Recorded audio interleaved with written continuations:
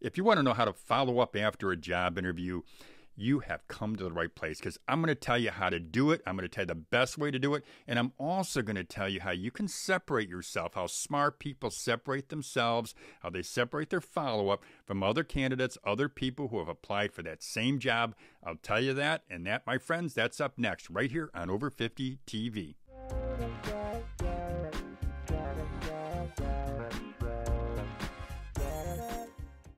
Welcome back to Over 50 TV. My name is Lou Reyes. Well, as the former owner of a chain of business-to-business magazines, and I also owned a weekly newspaper, I can tell you that I've interviewed hundreds and hundreds of job candidates. And what I want to do in this video is I'm going to share with you some of the things I've learned, some of the ways that I know good candidates, no, let me say great candidates, have followed up after a job interview. But before I do that, let's talk about something. Let's talk about following up after an interview. I want you to understand something. It's part of the interview process. Following up is not only expected. What it does show, it shows that you're interested in this opportunity. It shows initiative. If you follow up, what it does is it gives that hiring manager a glimpse into your personality and how you would actually perform or work at that company. Following up is important. Don't hesitate. Don't ever hesitate to follow up and make that phone call or send out that email after the interview.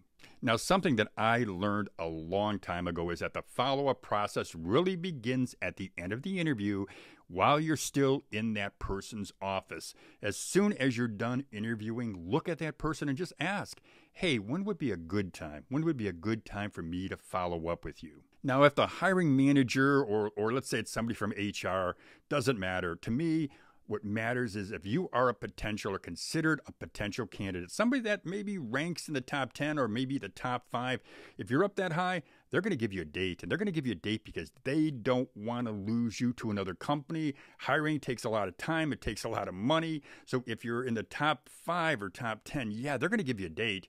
They're going to give you a date. Now, it could be an approximate date. Let's just say they say, well, I can't tell you for sure, but let's look around this time.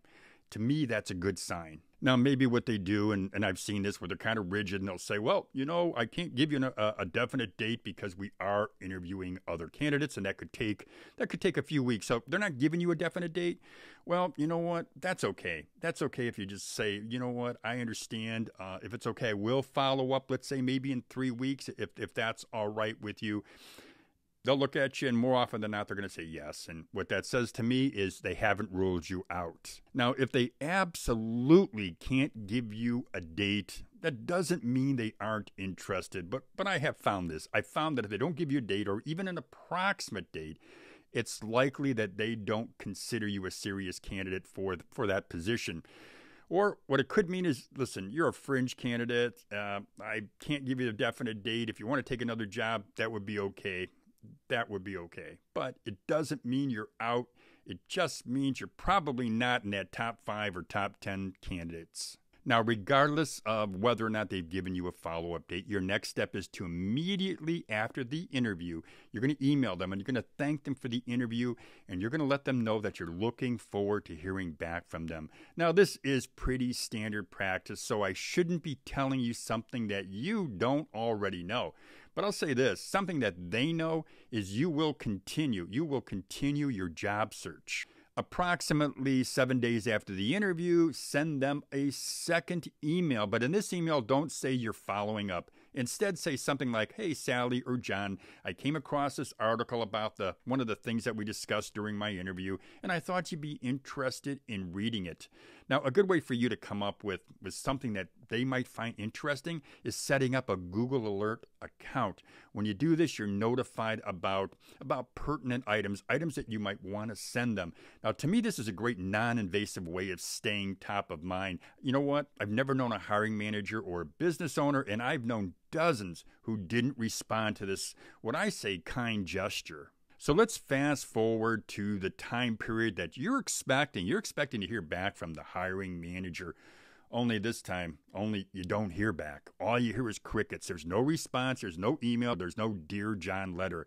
Nothing. Now, it doesn't matter, or doesn't mean, I should say, it doesn't mean they aren't interested.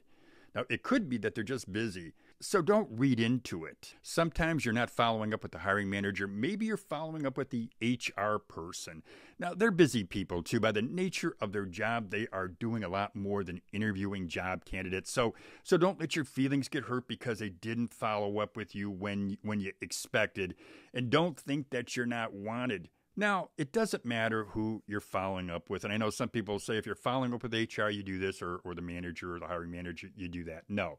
If you don't have a job and you want a position, call them, whoever it is. If you can't reach them, then leave them a polite message and follow up that call with an email. Let them know that you're still interested in the position and that you are excited to hear back from them. My rule of thumb, whether it's sales or whether it's following up on a job interview, is call them again in 3 to 4 days, and again 3 to 4 days after that if you haven't heard back from them. Now, sadly, and I mean very sadly, I've heard of job candidates who are so eager, they follow up every 24 to 48 hours, and I don't want you to do that. When you do that, if you were on a short list, you are now on a long list. If you're on any list at all, when you follow up that frequently, what you're doing is all you're doing is irritating that manager. And you know what?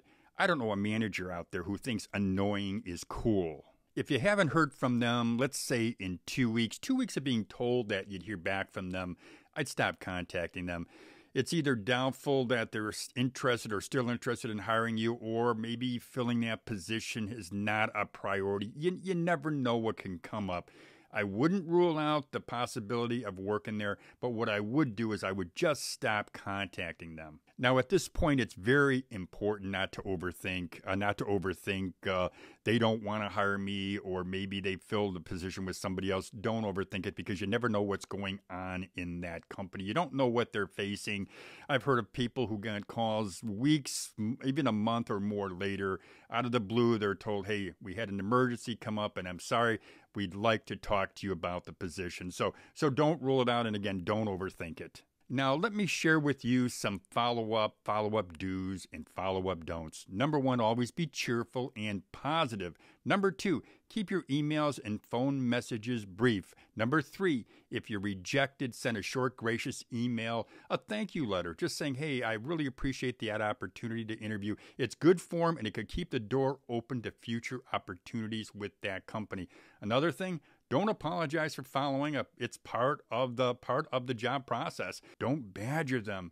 Don't badger whatever you do. If you follow up too often, you're going to close the door completely. The other thing is, don't follow up too early. Well, that's all I've got for you today, folks. I just wanted to give you some tips, things that I have learned about following up after a job interview. And I want to stress something. What I've given you today is across the board. Many other people, many other business owners, HR professionals will all agree with these simple, what I call simple steps. What they do, though, if you follow each thing that I've mentioned here, it really can separate you from another candidate who's applying for that position. Maybe they follow up too often.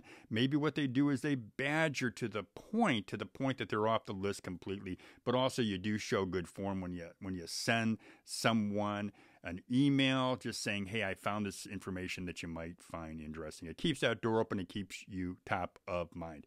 Well, that's all I've got for you today. I do appreciate your watching this video. If you would, I will ask you to subscribe to Over 50 TV. You can do that pretty easily by hitting that little red button. It's underneath the screen. There's also a little bell. If you hit that little bell every single time I upload a new video, you'll be notified in your inbox. Well, as I always say, have a great day, everybody.